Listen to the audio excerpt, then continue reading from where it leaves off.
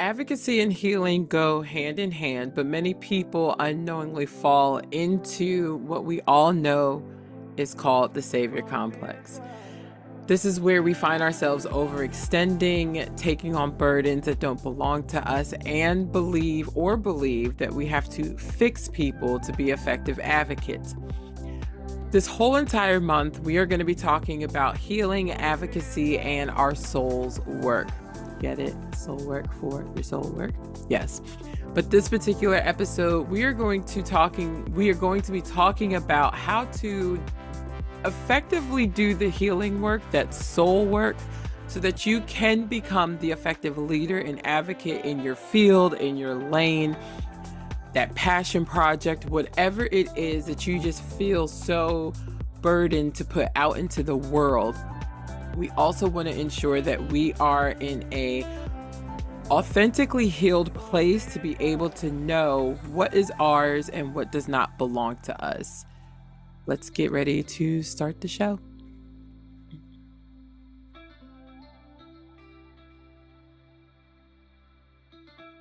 Hey y'all, welcome back to the Soul Work podcast with Love. I am Love Ashley Elaine. I have been wanting to do a series on advocacy. I think on my Instagram, I even talked about wanting to do a series on advocacy. And I just feel like we are in this beautiful, energetic place to find something to stand on. To find something that just burns in our soul that we can go create signs for and picket. I was going to say picket fences, but picket signs and march and protest and do all the things, because if you've been paying attention, I hope you've been paying attention, although it's probably better to be under a rock right now. What is happening on this larger scale is wild.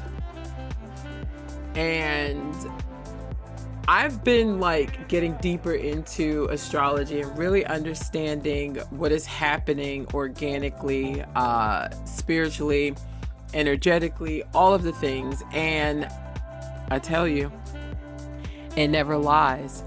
We are in such a pivotal time right now. We are in a space where healing is prominent, stepping out of our ego is needed, and really listening to our intuition, listening to our soul's calling, listening to the divine downloads that we get is probably greater than ever. Right? We are being given an opportunity to either stay the same or be honest and look at ourselves and say, I can't keep living XYZ way anymore. I can't keep ignoring what my soul is asking me to do or calling me to do. I can't keep allowing this spiritual pregnancy that I have to keep dying, right? That might have been a lot for somebody, but let's just keep it raw. Let's just keep it real. This episode, I wanted to talk about what it looks like to identify being an advocate versus being in savior complex. I've been working in the children and family sector for over 20 years.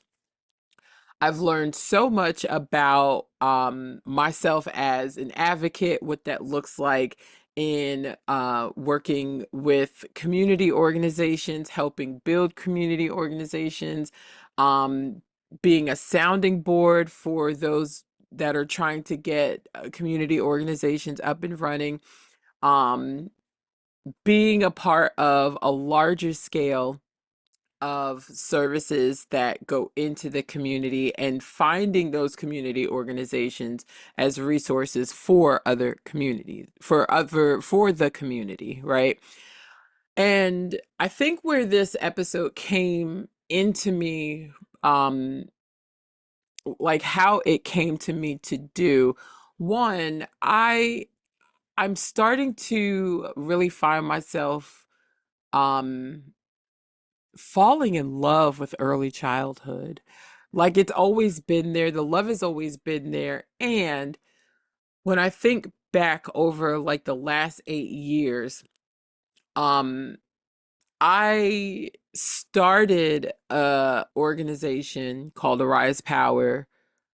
Just, I don't even remember how, well, yes, I do. I remember how the idea came to me, but I don't, I like, I'm not about to get into that.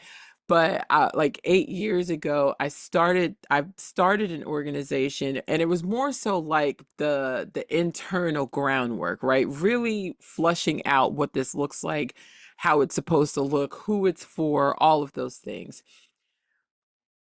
where where I needed to pivot, and there was a lot of pivots over these last 8 years, was moving away from the savior complex. Here's what I mean. At that time, I had just got serious about like my own healing and therapy and what I needed to do to heal, right? Whatever space I was in at that time, there was just something that was just like, hey, yeah, it's time. Right? I didn't know what it was, what exactly this was going to look like, what exactly I was healing through or from or whatever. But in that at that particular moment in time, I was being triggered back to um sexual abuse from when I was a child. So at this time also, I was working with kids. I was working with kids who had, like, my caseload was full of kids who had experienced sexual abuse, who were in JJC, who were having these really outrageous child family dynamics, that were in programs, that were teen moms, that were like, I had a very rich caseload of trauma, which all of us did. But for me and my experience, and where like the version of me at that time, I was bound to get triggered. So what I thought Arise Power was supposed to be was an organization that helps people heal from sexual trauma. And I allowed that to be part of the story and not keep going, right? Keep growing, keep healing, keep moving forward.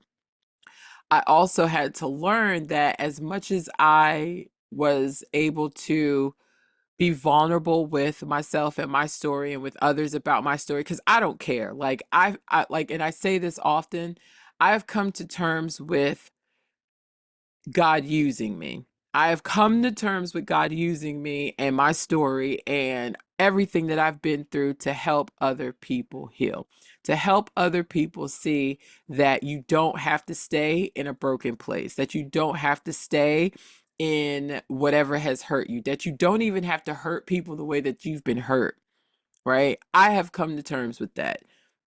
It's out there. I'm on blast, whatever.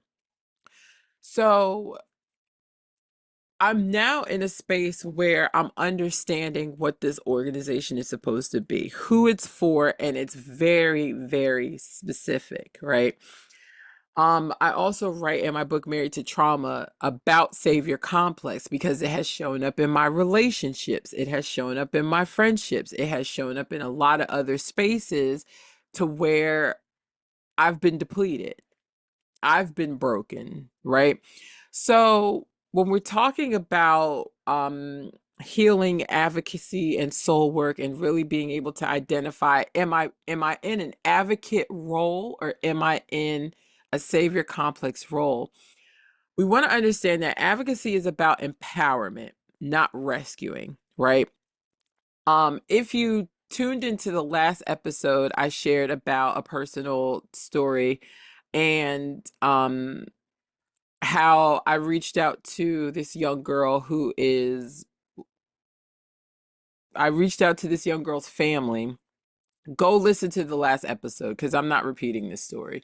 But I reached out to the young girl's family and instantly right? Like I had talked to my therapist about it too, and instantly said to myself, and I think it was like a higher knowing, right? It was my soul saying, "Hey girl, we can't save her, right? We can't save her. We can't, like, if we save her, we got to save the next one.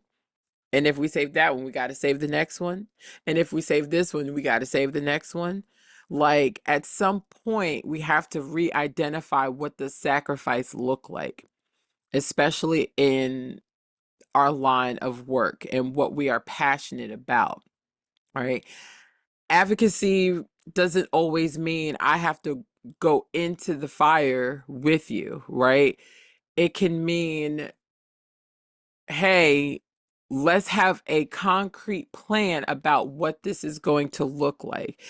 I think now for us, like our generation, um, and where we are now, I think the collective has to come to a place where it's like, okay, you want to tear the systems down? Cool. That's fine. But we're secretly over here having meetings about how to rebuild the system that was already broken anyway. Go ahead and tear it down. Go ahead and tear it down. We want you to tear it down. It was already broken to begin with. The legal system is already broken. The education system is already broken. Most of these systems are already broken. We're already living in and having to deal with systems that are so intertwined with feminism and sexism and classism and racism. Let's go ahead and tear these systems down, because there's collectives of us, there's communities of us that are gathering and ready to and secretly planning. We're having secret meetings. We're having secret meetings, right? So that we can rebuild things the way that they need to be more inclusive, to include everybody, right?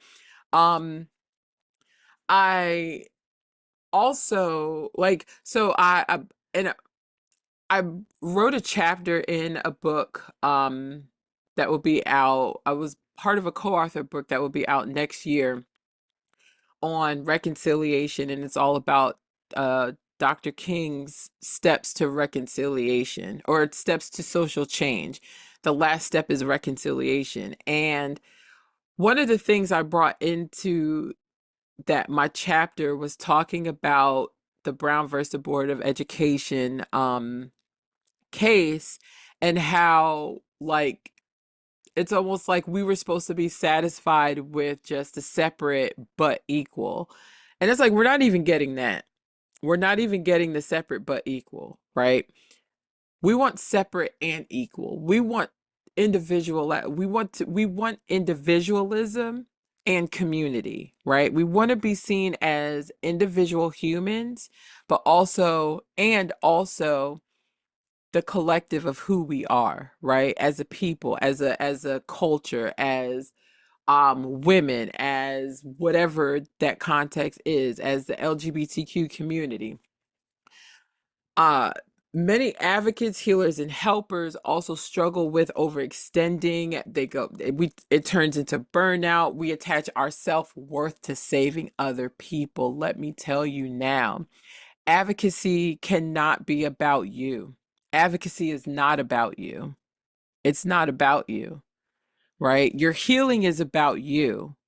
Your healing is about how can you become a better leader in your life, in your field, in your home, in your family, right? In your personhood.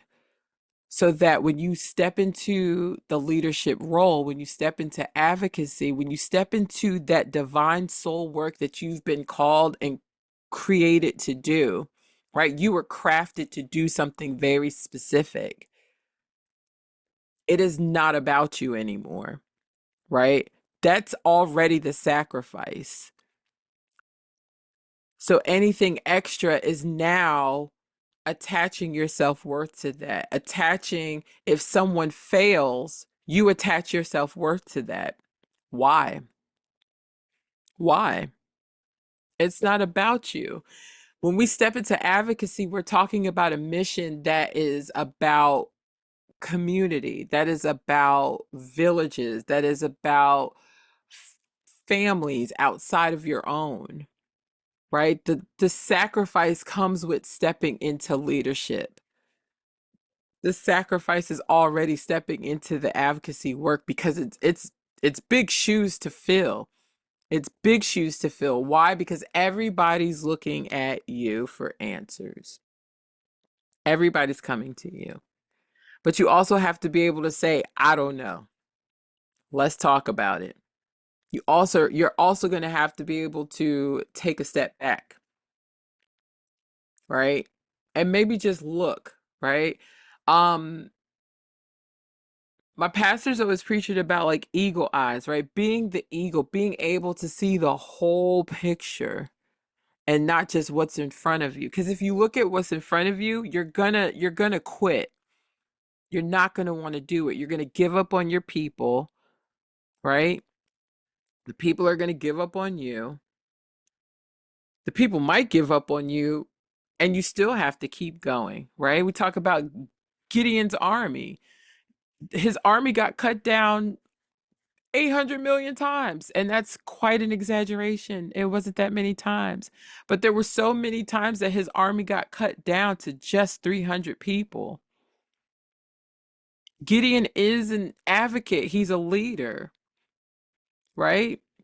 So advocacy is not attaching who comes with you and who doesn't to the work. It's not attaching your self-worth um to the work being done, right? Who's a part of the work, if they get saved or not, if they get fixed or not, right? Savior complex is the subconscious belief that we must save or fix people to prove our worth. Don't do it. It will get you messed up. Don't do it.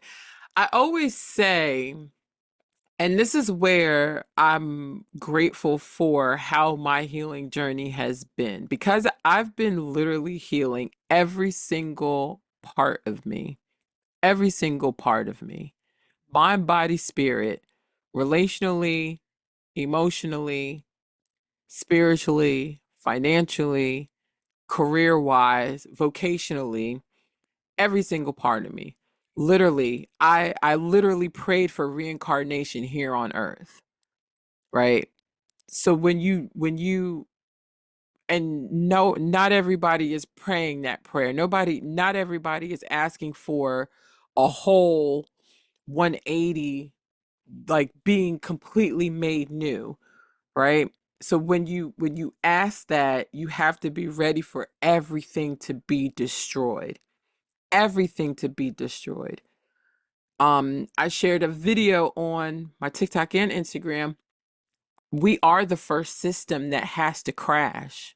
We are the first system that has to be fixed, right? Or and I hate that word fixed. We are the first system that has to be evaluated, right? You are your own science project. I am my own science project. Before I do any coaching, before I do any advocacy work, before I do anything else, I am my first project. And then how I show up is the proof of that, is the proof of the work, right?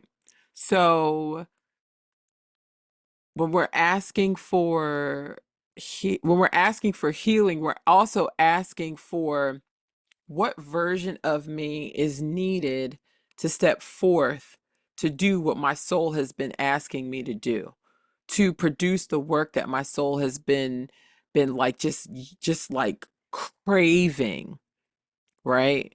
There's some that like that feeling in your belly that is just calling for you to do, right? Every time I would try and get this off the ground, it just wasn't time.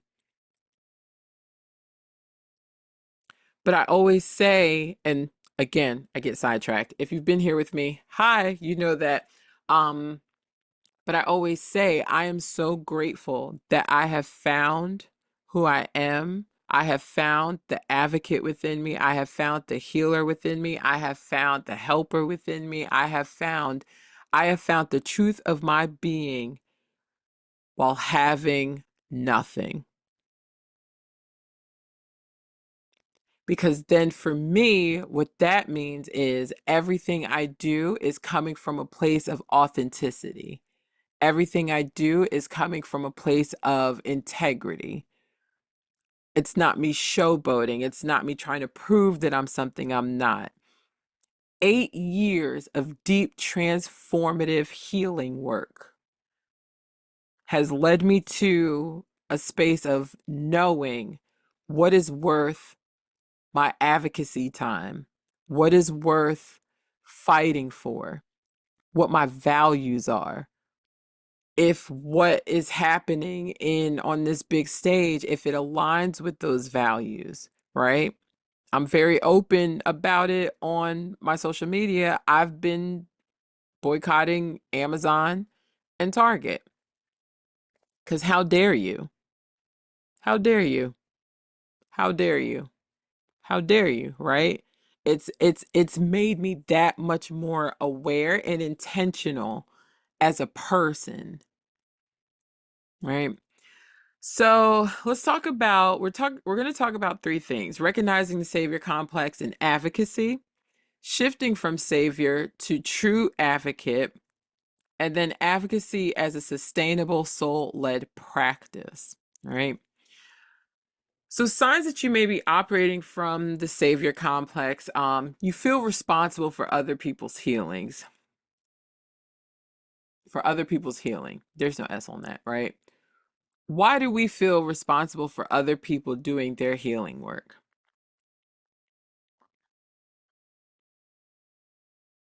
Why? If they cared, they would go do it.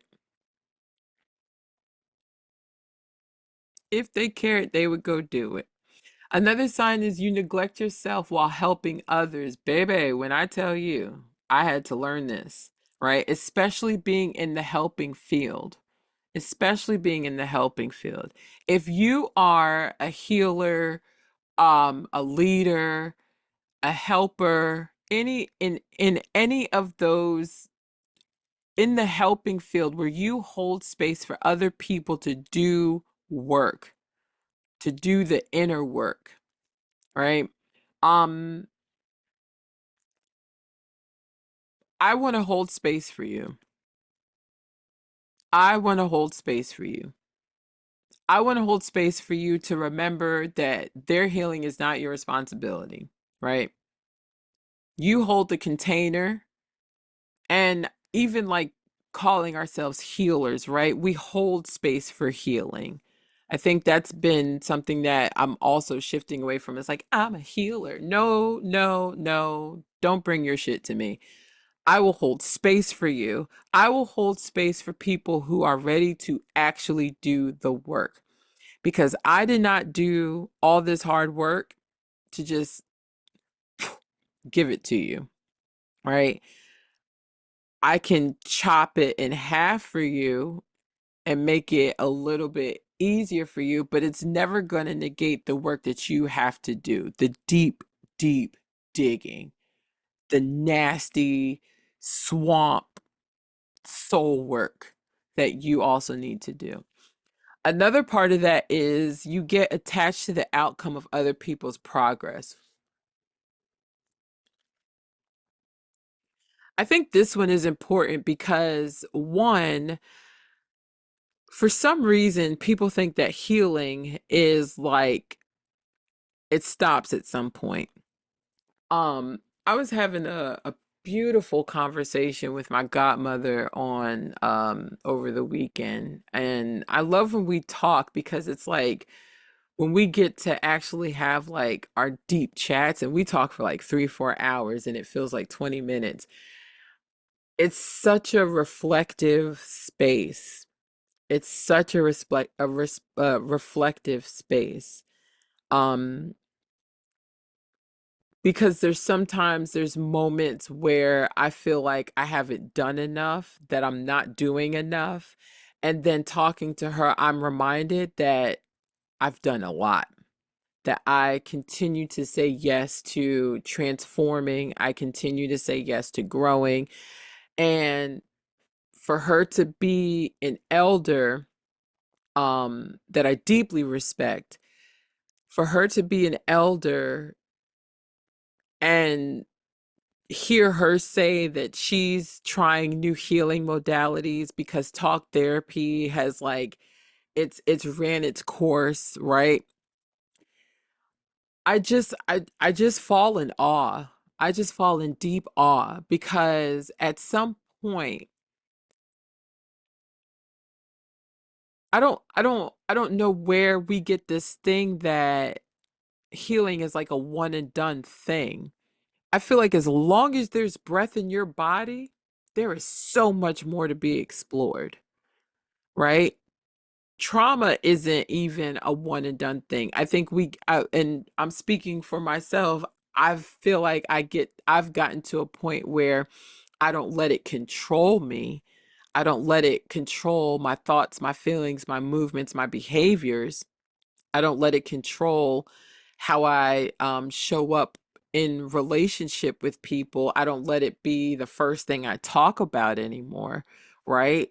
What's happened has happened and it's a part of my story, but it's not the end of my story. There's no period there, right? But it's like I just fall in awe of I love people that continue to choose to grow, that um don't get attached to what they think the outcome of healing is supposed to look like, right? Because there is no outcome. The outcome is you keep growing. The outcome is you change.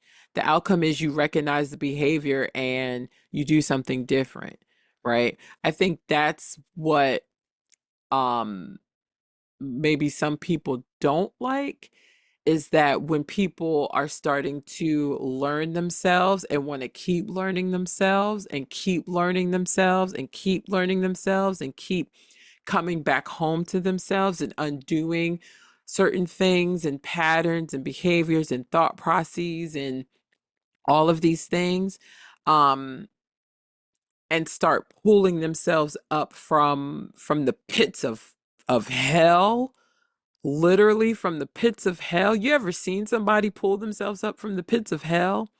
Those are my people. Those are my people, right? Like there's no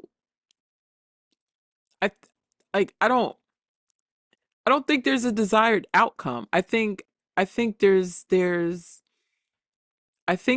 a desired outcome, but I don't think that's the final outcome, right? I think if your desires should grow with you, right? I think when you get to a certain point, something that you once wanted is probably now like, oh no, there's more, right? There's so much more that I can see, I can dream, I can have, I can do, right?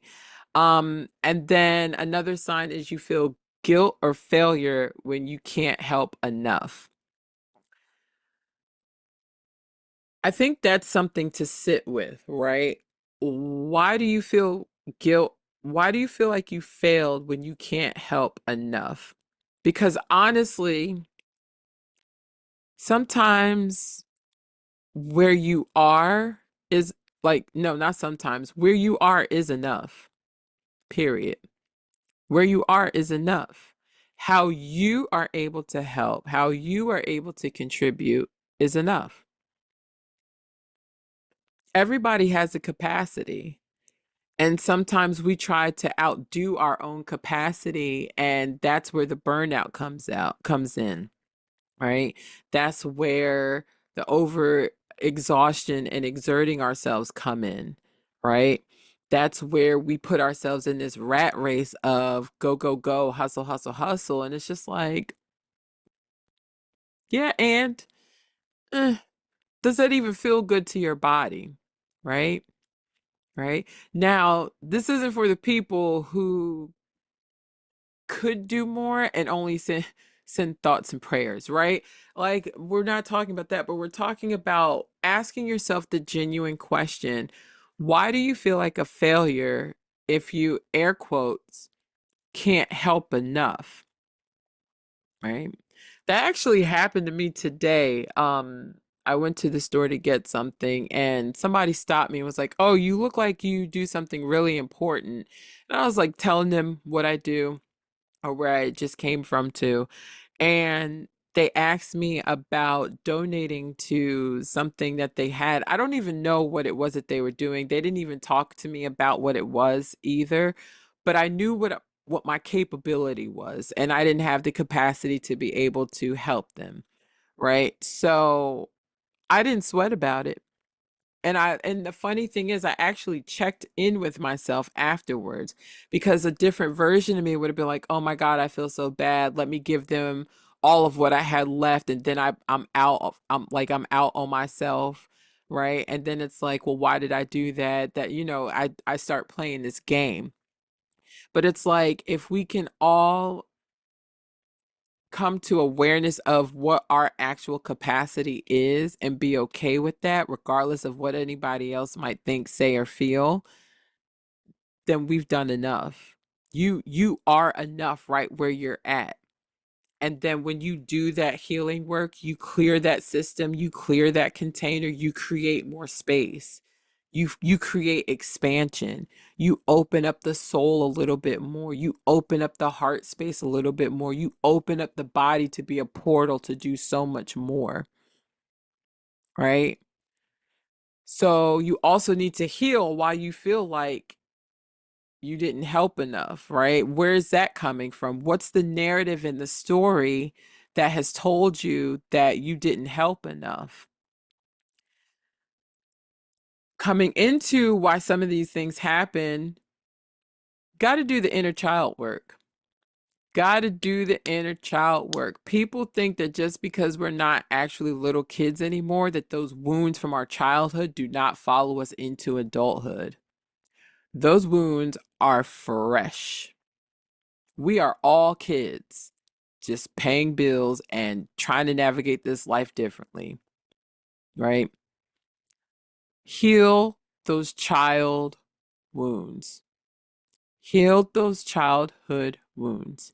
Heal those childhood wounds. Some of you need to go actually play on a playground and let your inner child like see that you still care about her, that you're not stuffing her and trying to put away what has happened to her, right? Your inner child, like the whole story about, oh, I feel guilty that I couldn't help enough, could also be someone telling you that you don't do enough, that you have to prove yourself to be enough, right?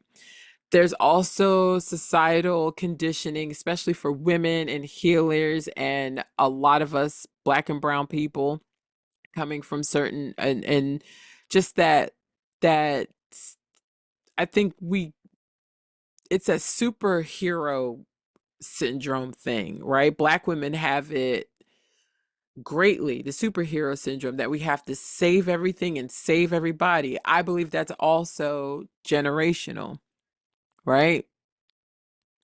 Harriet Tubman did this whole Underground Railroad and save people. That savior complex. I mean, she still advocated, and I think well, we saw the movie. She got to a point where it was like, listen, ninjas, you either gonna come or you not, and we leaving people behind, right?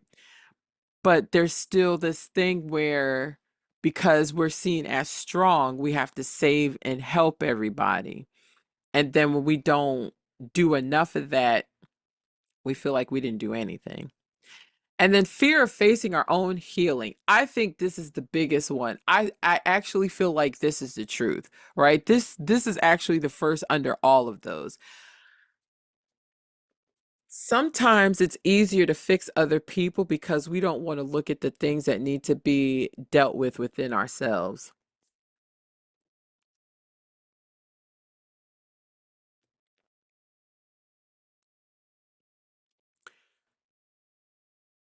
It is easier to go fix someone else because of the fear of having to face what we need to face within ourselves. just going to sit that right there. We can't be afraid of ourselves. Like you're afraid of your own shadow, but it follows you everywhere, right? Shadow work, bringing that unconscious to the conscious, being aware of the dumb shit that you do. The ego, being aware of your ego, being aware that you operate from your ego, being aware of when your ego is like, hey, we want to be in control. You can't bring that into advocacy. You can't bring that into leadership because then where's the compassion? Where's the human seeing human? Where's the like are you if that's happening, are you even listening to your intuition? If something says pull out of that deal or pull out of that, like don't take your people to that place, right? Like you guys have been planning to go protest at on whatever street and all of a sudden like something is telling you not to, are you going to listen to your ego or are you going to listen to your soul, right? Because I bid you one further, if you're not emotionally wealthy and in tune, the motion of that will also lead you. So you can be still going and ready to fight with rage and anger when your soul is like, hey, something's off, we need to just back down, right? So how do we shift from savior to true advocate? First things first, check in with you. Check in with you. What does healing for you look like? Right? What is it about this cause or this thing that you're advocating for?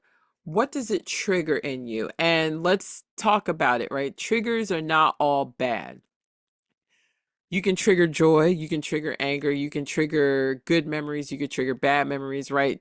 I think we have society has only connected triggers to not so good emotions, not so good memories, whatever that looks like.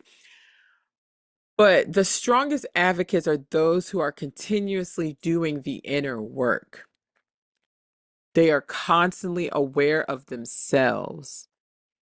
They are grounded.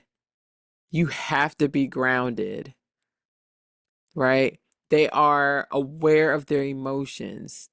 They're in control of them, right? There's this like fine line in this beautiful dance with passion and anger and rage, right? If you tuned into the collaborative episodes that I did with my homegirl Key, we talked about one time, and it was very brief. We talked about sacred rage, right? Your rage is sacred, right? It's okay to feel rage. It's okay to feel that passion, but how are we exerting that energy, right? How you respond is the story that you tell. It's the legacy that you leave. It's the narrative that you're shifting. So what are you doing with that rage? Right? Rage is so sacred. I wish like if God blesses me with a daughter here on earth, I want to teach her that your rage is sacred, baby. Because it is. You can fuel it into so much beauty, so much beauty, turning that flame into something so passionate that you just pour your energy into it and it does the healing work on its own, right? Another way to shift is empowerment, right? Looking at the difference in empowering over rescuing. We're not rescuing anybody. We're not no save hoes. We're not rescuing anybody. It's all about empowerment. How can I empower somebody with what they already have, right? Strength based, right? How can I empower somebody with what tools they already have, right? Recognize their autonomy and their agency, help them recognize their own, right? Pulling those strengths out of them, asking them the questions that help them look at their own strength, right? We don't want them to just look at their flaws or their faults or the things that they don't do right. And it's not a matter of right or wrong. Where's their strengths? Where are their strengths? Right? Everybody's not going to be able to walk in everybody's shoes. My strengths are going to be different from some of yours. Your strengths are going to be different from somebody else's. What an advocate does is helps other people look at the type of advocate that they are. So we advocate from our strengths, right? We advocate from that strong space of what we can contribute.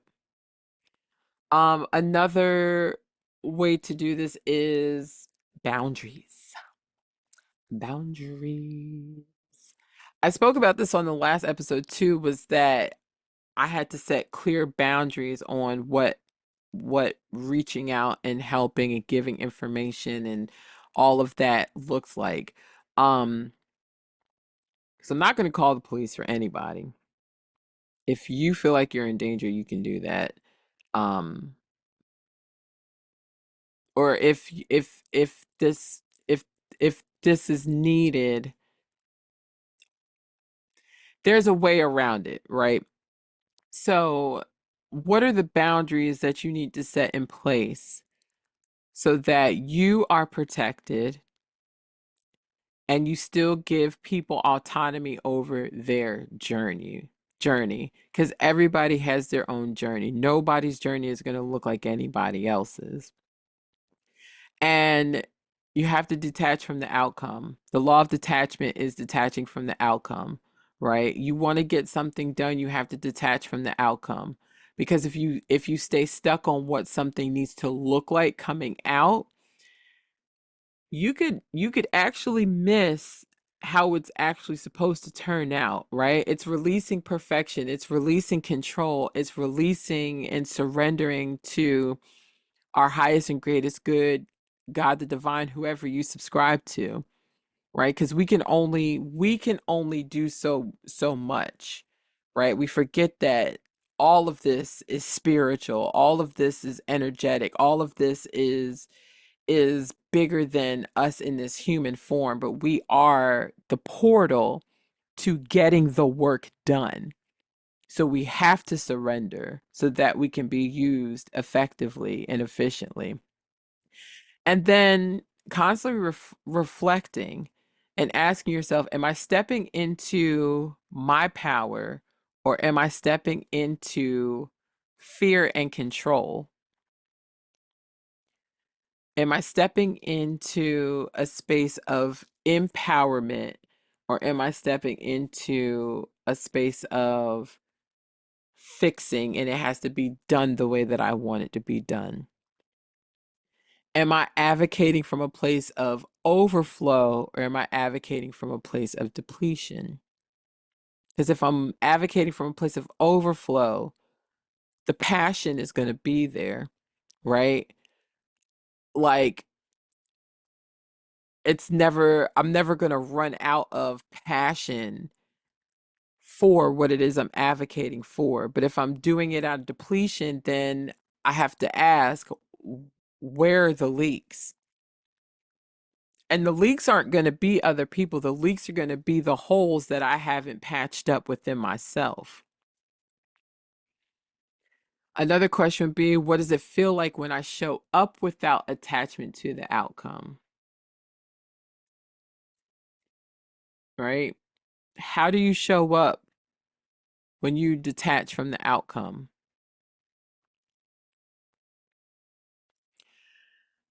This last part is advocacy as a sustainable soul led practice, practicing discernment. We have to really learn to trust our intuition. And I'll be the first to tell you it is the scariest thing on earth to trust my gut. It is the scariest thing on earth. When I started actually practicing to trust my intuition and stop asking everybody else for permission, so many beautiful things have happened and so much peace has come into my life.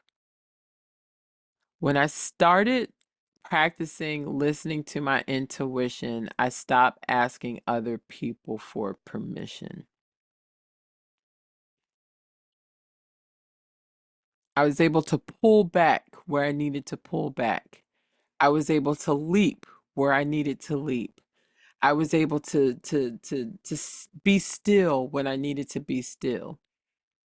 We have to practice discernment. We have to practice listening to our intuition and know, okay, I need to step back from this person. I need to step back from this situation. I need to step back from this cause. I need to just even take a step back to regain focus, right, on the bigger picture.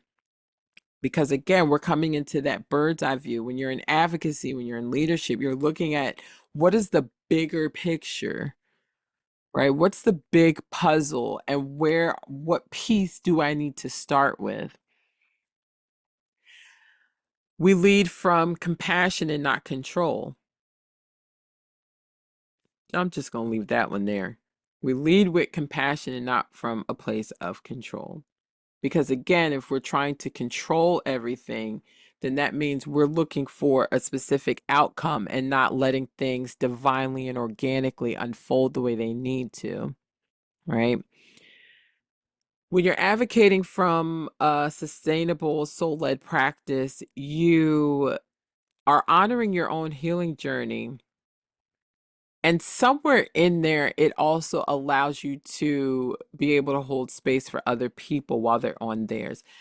There's such this beautiful thing that happens when two people are down and they can still help each other. They can still celebrate one another. They can still love one another. They can still appreciate one another. And it's not and then and let's go further. You then start to recognize I'm not down. That person starts to recognize I'm not down. You both start to recognize I'm in community. I'm in a space of transition where I'm finding the right community. I'm finding the right people. I'm finding the right space that isn't going to judge me for not being where I'm believed I'm supposed to be. Because again, we have life happening and then us trusting our soul, trusting our discernment, trusting our intuition. And let me tell you, having life and trusting intuition all at the same time, it looks nasty. It looks gross. It looks disorganized. It looks crazy. But this is why I also always say you have to go with how your life feels because it's not always going to look the same way. How do you want your life to feel? How do you want how do you want it to feel, right? That's the same thing coming into advocacy, right? And another one, last one, the power of community-led advocacy, allowing healing to be collective rather than dependent on one person. Advocacy is so healing. It's so healing. Um, I'm grateful that I get to do this work. I'm grateful that I have been entrusted to do this work. There's something about um sharing your testimony is advocacy, right? Sharing those hard, vulnerable transformative moments is advocacy, right? Advocacy is healing. Advocacy gives people hope that what they desire, what they want to change, right, within, whether within themselves, within their bloodline, in their home, in their community, in their state, in their country, whatever, what have you, is possible, right? Advocacy is healing in itself. It is a very beautiful thing. It is a very beautiful thing. It saves lives. It saves lives. I did a presentation to some Head Start educators in February and talked about how as an educator you are an advocate, especially in Head Start and early childhood, and just specifically what Head Start was created for, right? So you think about some of these programs. I was about to say projects. You think about some of these grassroots programs. You think about agencies, federal, like it's a federal government federally funded program. But you think about why it was started, right? It was to advocate for communities and families, majority Black and brown, Latino and Latina, anything other than Caucasian, to have the same opportunities as white families, as the white children, as the children who are fortunate to be in good neighborhoods and public schools and so on and so forth. To have access to mental health services, prenatal services, uh, maternal child health services, to have access to uh, proper social emotional development, behavior development, whatever it, like everything in that early intervention realm too, right? Like those first 5 years being so crucial to what sets a child up for life. It's access. Head Start was created for people to have access. So it was started, it's advocating for people to have access. You can't let your ego get in the way of advocating for other people to have access. You can't make this about you. You can't make what you advocate for about you. It's not about you. It's meant to come through you, right? It's meant to come through you.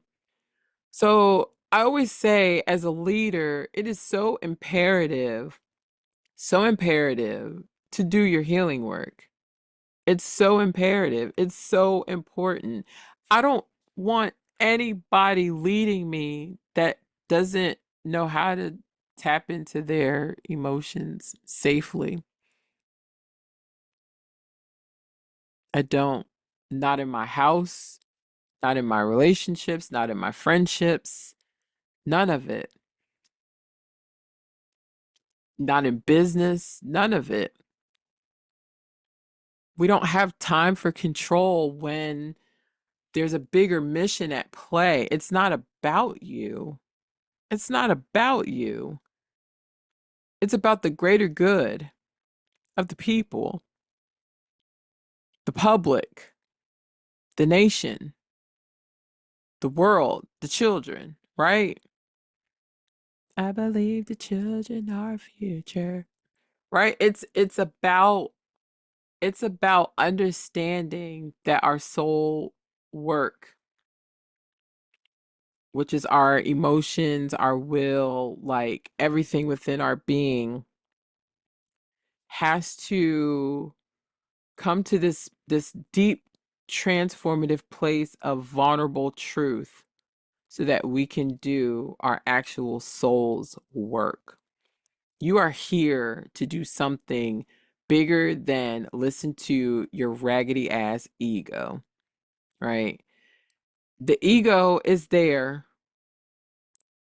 It's there for a reason, right? It's our protective factor. It's the thing that makes us say, put our walls up and our guards up and puff our chest. What is your soul saying? What is the story that your soul is giving you? Lead from that place, love from that place. Please go find a therapist. Go find a really good coach, right? So here's the thing. Here is the thing. I have something for you. If you are a healer, a leader, a helper, you want to get deeper into your soul's work. I have a 5-week soul work coaching program that is launching April 10th. Um, I would like to do this in a cohort fashion, and I'm also open to doing it one-on-one because I understand that part also. If you want to deepen your advocacy work, if you want to deepen your soul work without burning yourself out, without the sacrifice, without um, blurring all these lines, right? And really, really get into what is it that my soul needs me to produce here? How do I step into my power to authentically do this work without doubt, without the fear, without all these things holding me? Tap into the show notes. I have all the information for you to sign up, for you to register. It is 5 weeks. We will also be reading The Alchemist. So make sure you have that book. It is an amazing book. I love this book. The Alchemist is one of my favorite books. Like some of these note tabs that you see behind me, post-its, a lot of quotes from The Alchemist. So I will probably be reading it again when I get a minute to stop reading schoolwork, right? Um, our affirmation for this week. I am here to empower, not to save. I honor my own healing and I hold space for others. Take a nice big inhale and exhale. Mm. There is a leader within you. She is ready to come forth. She is ready to be the boss that she is meant to be. And she is also ready for you to dive into some of that healing work that we talked about, right? We want to lead from our soul, not from our ego, not from our pain. Oh, that's going to be a beautiful episode. Turning the pain into purpose, not leading from the pain on purpose. I love you all for free. Take care of yourselves, take care of each other. Until next time, bye.